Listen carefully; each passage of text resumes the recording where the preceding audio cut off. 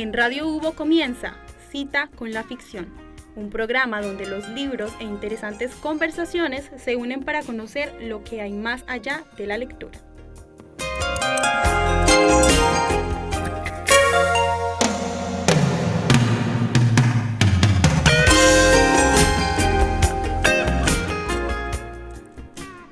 Bienvenidos y bienvenidas a este nuevo programa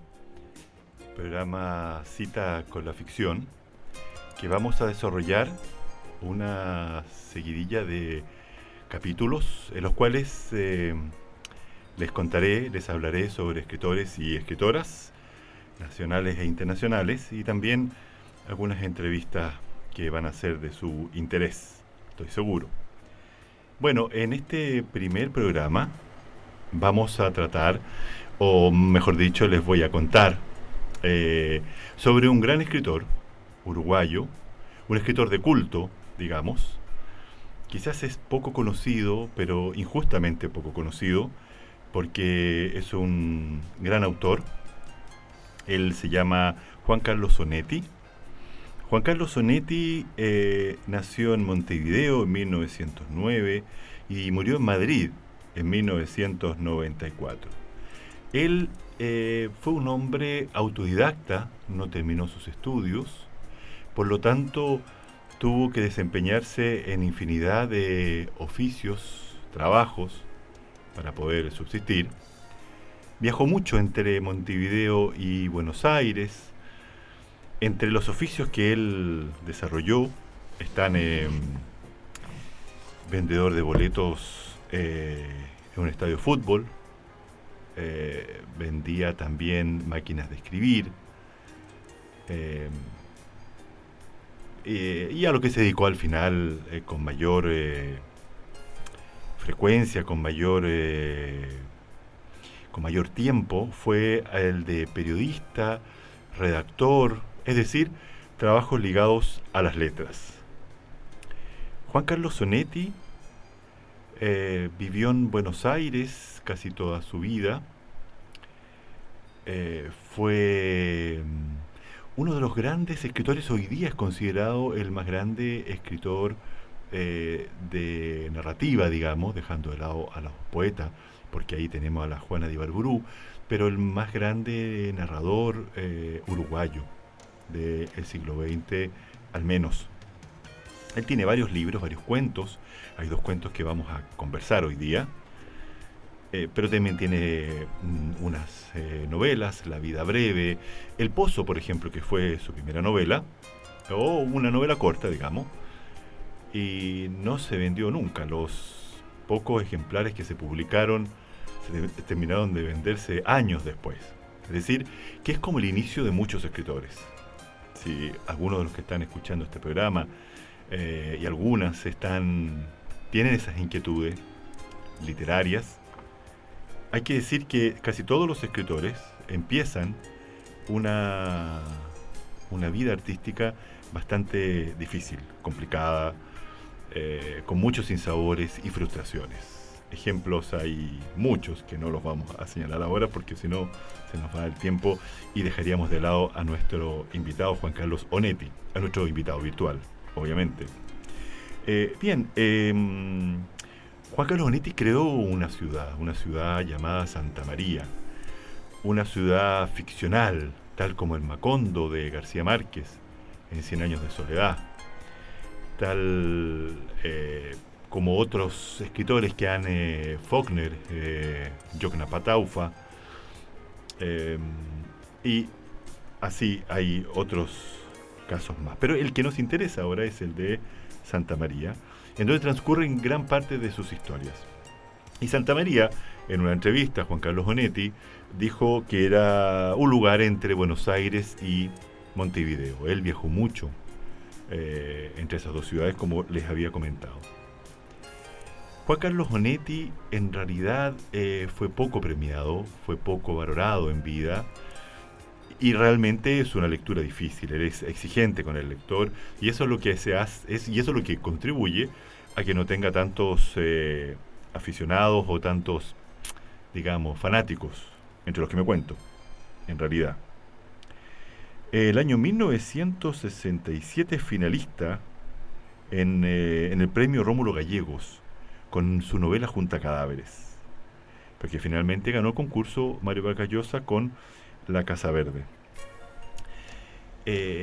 Más tarde, en 1975, él fue parte de un jurado en el semanario Marcha, en donde él trabajaba, jurado un concurso de cuentos en el que resultó ganador un cuento que se llamaba El guardaespaldas de Nelson Marra, pero que la dictadura militar de ese país tildó de pornográfico y por lo tanto metió preso al jurado, a todo el jurado. Y el jurado estaba compuesto entre otros por Juan Carlos Onetti. Estuvo preso varios meses. Eso fue un golpe muy duro, una depresión sufrió. Él era un ser muy callado, extremadamente tímido. Él no daba entrevistas, decía, por dos razones. Una, porque soy muy tímido. Y segundo, porque la verdad es que me hace las mismas preguntas siempre. Entonces, entre que era tímido y que era un poco cómodo, podríamos decirlo, ¿no es cierto?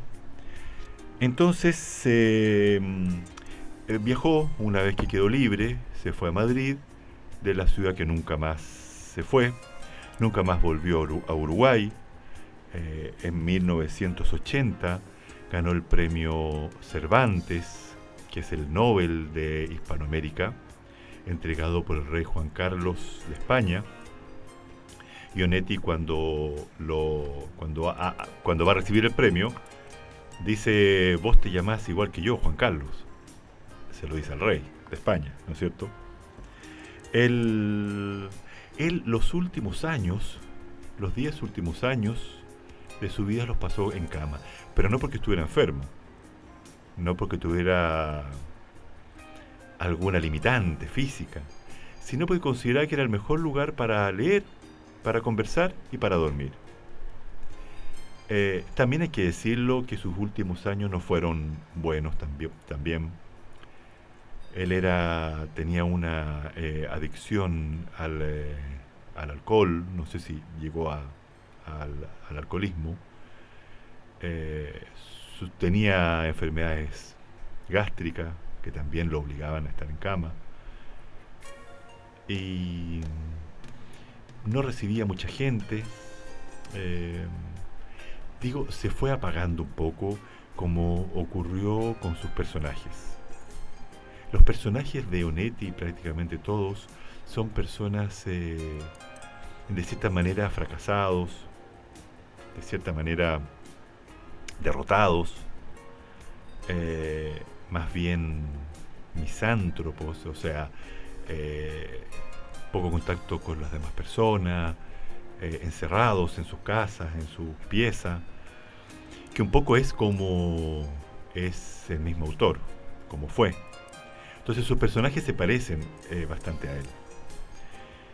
En sus cuentos, en sus ficciones, en sus novelas, siempre deambulan estos seres un poco sin futuro, sin esperanza, sin una visión clara de lo que quieren.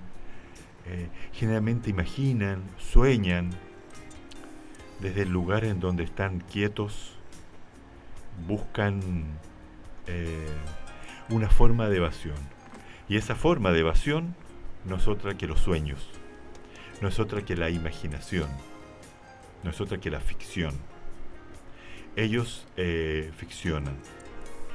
Así, por ejemplo, esta ciudad Santa María es inventada por uno de los personajes de Onetti. En la novela La vida breve hay un personaje que se llama Brausen, y a él le mandan a hacer un guión para una película. Y él inventa una ciudad en el guión que se llama Santa María. Pero luego, para escaparse de su realidad, por la esposa que tiene un cáncer, él se va a vivir a Santa María. Brausen, entonces, de ser el personaje que inventa esta ciudad, en un acto de ficción, él siente y cree que se va a vivir a esta ciudad. Y esta ciudad, desde esa novela, crea o sea, toma vida. E incluso después la ciudad tiene un monumento a Brausen por haber sido su fundador. Entonces, Juan Carlos Sonetti nos muestra una realidad muy distinta, o la realidad que él ve es muy distinta a otros escritores latinoamericanos. Borges, que ya lo vamos a ver en un próximo programa, Jorge Luis Borges, el argentino, Cortázar, argentino también, son en realidad formas de ver la vida muy distintas. Y por eso es tan importante Juan Carlos Sonetti, porque es una forma de ver la vida que tal vez muchos de nosotros tenemos. Tenemos esta mirada un poco más pesimista, nos guste o no nos guste. Y bueno, y enseguida voy a comentarles 2 cuentos de Juan Carlos Sonetti. Yo creo que uno de ellos es uno de los mejores cuentos que se han escrito en lengua española.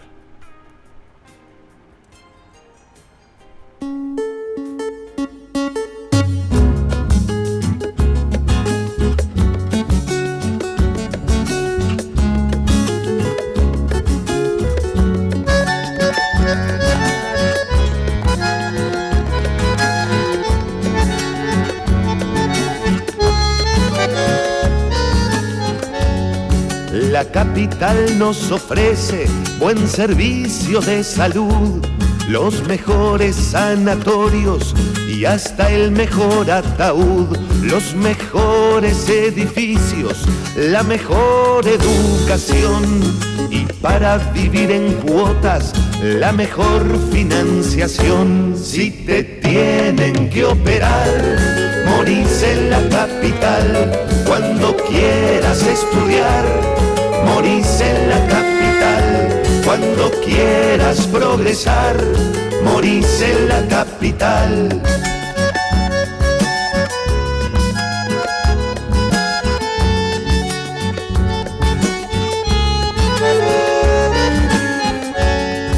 La capital nos ofrece buenos libros a leer, variedad en alimentos a la hora de comer, facultades, discotecas, viaductos y además todo lo que está de moda para no quedarse atrás. Si te tienen que operar, morís en la capital.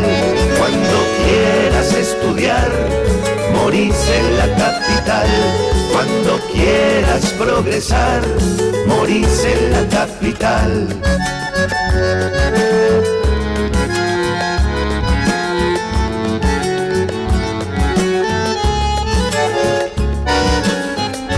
Dicen intelectualoides que hablan por televisión que a pasos agigantados se despuebla el interior y ruegan a los muchachos no se vayan por favor, pero para este problema solo hay una solución: que te puedan operar, no solo en la capital, y que puedas estudiar, no solo en la capital, y que puedas progresar, no solo en la capital, que te puedas operar, no solo en la capital, y que puedas estudiar, no solo en la capital, y que puedas progresar, no solo en la capital, que te puedan operar, no solo en la capital.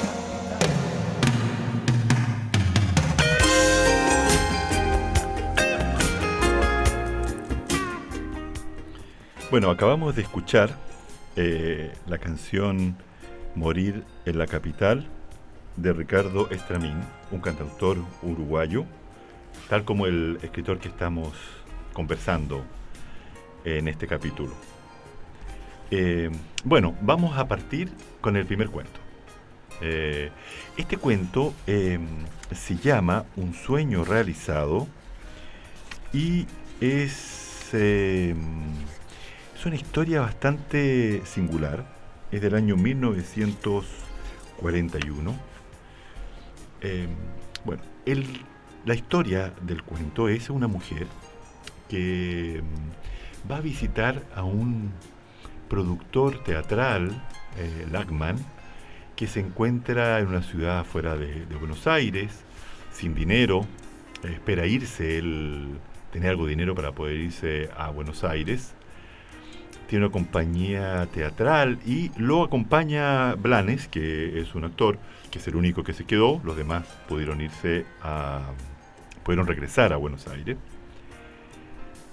Y este hombre, Lachmann, este productor teatral, director, se encuentra en esta residencial,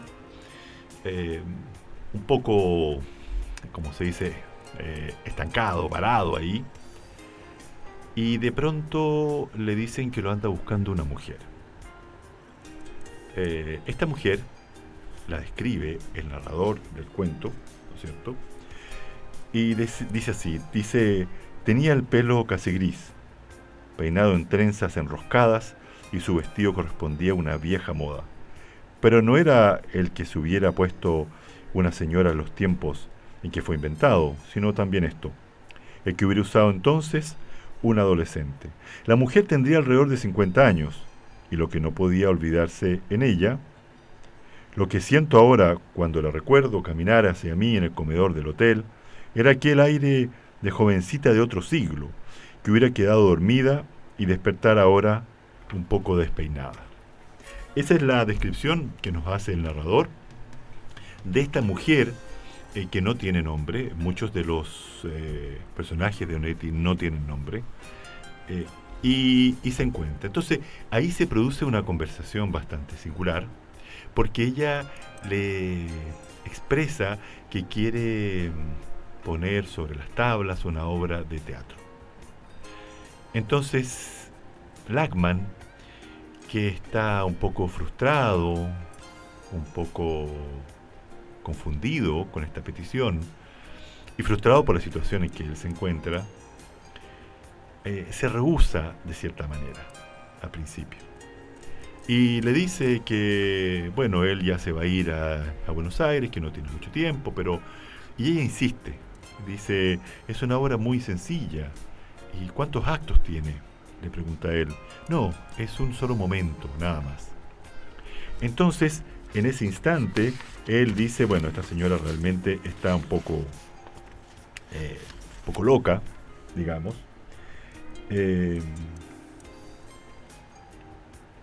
Y dice, señora, es una verdadera lástima. Usted nunca ha estrenado, ¿verdad? Naturalmente. ¿Y cómo se llama su obra? Dice, no tiene nombre. Es tan difícil de explicar. No es lo que usted piensa. Claro, se le puede poner un título, se le puede llamar el sueño realizado, un sueño realizado. Comprendí ya sin duda que estaba loca y me sentí más cómodo. Eso es lo que nos cuenta el narrador y esta conversación entre Lachmann y esta mujer. Ella ya habla cuál es el sueño que le da nombre al cuento. Un sueño realizado. Y nuevamente tenemos a los personajes propiamente onetianos. Él es un productor de teatro venido a menos, que no logra despegar, lleva años en esa actividad, pero no consigue tener éxito. Y esta mujer que es bastante misteriosa, que tampoco quizás sabe bien lo que quiere. Hasta que ella saca un dinero y le pasa 50 pesos. Le dice, yo le doy la mitad hora para pagar, ¿no es cierto?, a los actores, y el resto al final. Y ahí Lachmann dice, bueno, necesitaba plata, por lo tanto, bueno, voy a hacer, vamos a intentarlo, por lo menos. Y llama a Blanes, que es el actor que está con él en este pueblo, que tampoco se menciona, y le dice, bueno, vamos a hacer esta obra un poco rara, y le pide a la señora que le cuente qué es la obra. Y le dice, mire, lo que yo quiero, dice, es un momento, una escena, se puede decir, y allí no pasa nada, como si nosotros representáramos esta escena en el comedor, y yo me fuera y ya no pasara nada más. No es una cuestión de argumento. Hay algunas personas en una calle y las casas y 2 automóviles que pasan. Allí estoy yo y un hombre y una mujer cualquiera que sale de un negocio de enfrente. Y le da un vaso de cerveza. No hay más personas, nosotros 3. El hombre cruza la calle hasta donde sale la mujer, de su puerta, con la jarra de cerveza. Y después vuelve a cruzar y se sienta junto a la misma mesa, cerca mío, donde estaba al principio. Es una historia que ella quiere representar, que en realidad no tiene mayor, podríamos decir, profundidad, consistencia. Son 3 personajes, y en un momento le dice que es un sueño que ella tuvo. Ella quiere ver representado un sueño, algo que la tiene inquieta, algo que la hace buscar a un productor teatral para que la represente. ¿Por qué encuentra o por qué busca a Lachmann? Eso no lo sabemos. Pero parece que ella sí sabe que es el único que puede hacer una obra de teatro tan singular, tan particular, que no tiene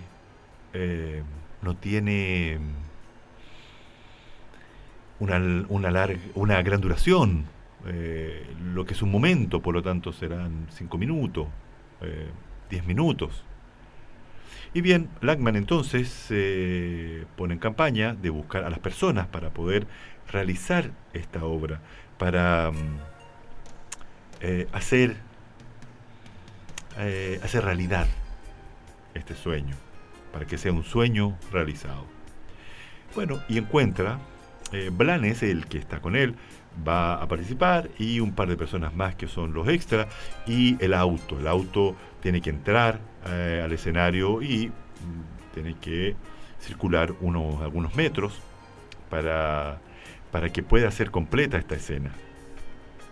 Y comienzan, llega el día, digamos, está todo preparado, y la escena se echa a rodar porque solo un momento, solo un instante, como son los sueños que todos tenemos. Sueños que son muy fugaces, difíciles de interpretar, difíciles de entender o imposibles de entender, porque es el inconsciente el que maneja esa película que nosotros vivimos y sentimos prácticamente cuando dormimos. Pues bien, se arma esta escena. El director Lachmann se queda mirando y dice que se acerca al lugar, que está esta mujer tendida, están todos a su alrededor, y dice: algo extraño estaba sucediendo a mi derecha, donde estaban los otros, y cuando quise pensar en eso tropecé con Blanes, que se había quitado la gorra y tenía un desagradable olor a bebida, y me dio una trompada en las costillas gritando: no se da cuenta que está muerto, pedazo de bestia. Me quedé solo, encogido por el golpe, y mientras Blanes iba y venía por el escenario, borracho, como enloquecido, y la muchacha del jarro de cerveza y el hombre del automóvil se doblaban sobre la mujer muerta, comprendí qué era aquello, qué era lo que buscaba la mujer, lo que había estado buscando Blanes, borracho la noche anterior en el escenario, y parecía buscar todavía, yendo y viniendo con sus prisas de loco. Y al final dice: lo comprendí todo claramente, como si fuera una de esas cosas que se aprenden para siempre desde niño y nos sirven después las palabras para explicar. Es decir, esta mujer quiso realizar su muerte, quiso representar un suicidio, pero no cualquiera, sino un suicidio artístico, un suicidio teatral, un suicidio dramático, y lo logra sin contarle a nadie, sin expresárselo a nadie. Y el director Lachmann toma cuenta de esto por el golpe en el estómago que le propina su actor Blanes. Bueno, el segundo cuento, que se llama, como ya les había comentado, El infierno tan temido. La historia es simple, pero tan profunda y tan distinta, podríamos decirlo. Los protagonistas son dos. Ricio, que es un periodista de un diario, un diario bastante sencillo de Santa María. Él hace la hípica en el diario. Él es viudo, tiene una hija que ve solo los días jueves, y la hija vive con su abuela, es decir, con la mamá de la ex esposa de Ricio. Ricio conoce a Gracia César, que es 20 años menor que él. Ella es actriz de una compañía de teatro El Sótano, también de Santa María. Como yo les comenté, Santa María es la ciudad inventada por Onetti, en donde se desarrollan gran parte de su ficción. Y bueno, y se casan felices. Él lleva un buen tiempo ya viudo. Él es muy apasionado, fogoso, así lo dice, ¿no es cierto? Y dice el narrador: se casaron y Rizo creyó que bastaba con seguir viviendo como siempre, pero dedicándole a ella sin pensarlo, sin pensar casi en ella, la furia de su cuerpo, la enloquecida necesidad de absolutos, que lo poseía durante las noches alargadas. Y ella, al pasar de algunos meses, va de gira a El Rosario, que es una ciudad cerca de Santa María. Y ahí ella le es infiel. Tiene una relación sexual con un espectador que la va a buscar y le es infiel. Vuelve a la casa con su marido y en un momento ella se lo cuenta un miércoles, porque sabe que el jueves él tiene libre. Y él la escucha, no sabe qué hacer, no sabe qué decir. Pero el día siguiente le dice que se vaya de la casa y iba a hablar con el abogado para hacer un divorcio. Se separan. Y ella también se va de gira, pasa un tiempo y a Rizo le llega una carta. La carta que le llega al diario, el narrador nos cuenta de esta forma la llegada de la carta.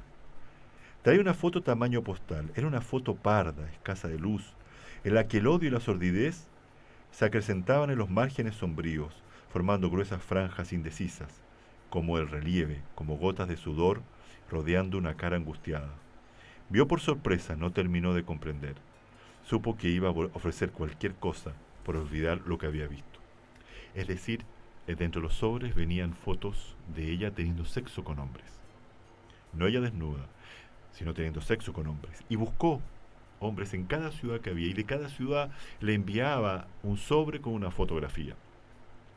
De Bahía, de Asunción, de Santiago, y va mandándole a lugares distintos, porque ella piensa que él no las va a ver más, que él las va a votar. Entonces la manda a la redacción de su diario, en donde él trabaja, la envía a donde su suegra, y él le produce una serie de confusiones, incluso quiere ir a verla, quiere volver con ella.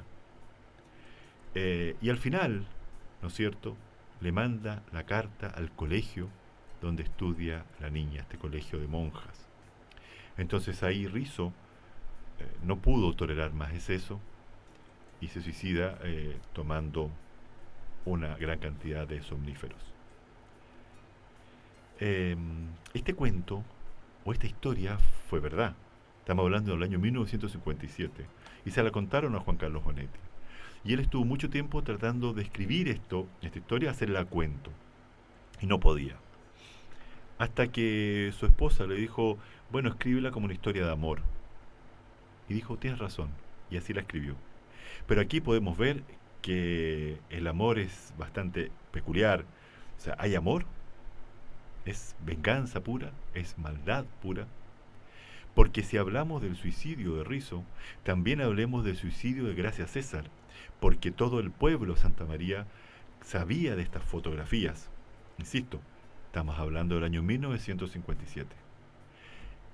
y ella ya no podía volver a esa ciudad, porque además había producido la muerte de una persona, bueno, conocida en Santa María.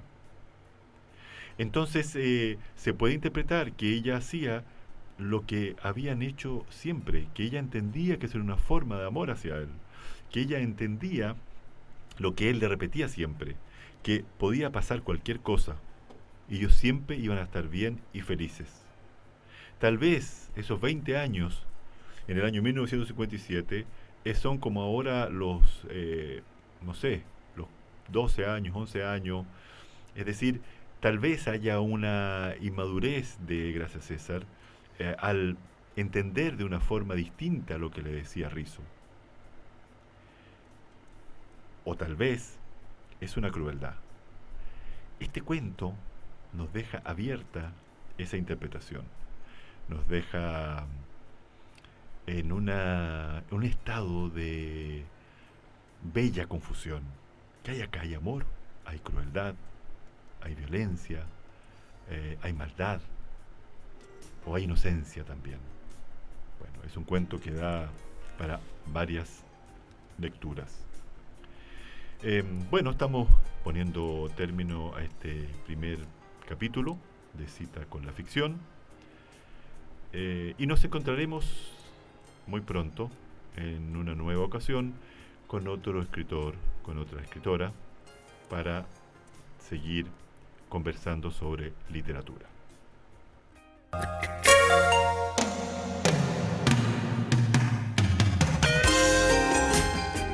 Esto fue, por Radio Hubo, Cita con la Ficción, un espacio donde las interesantes conversaciones mejoran con un libro.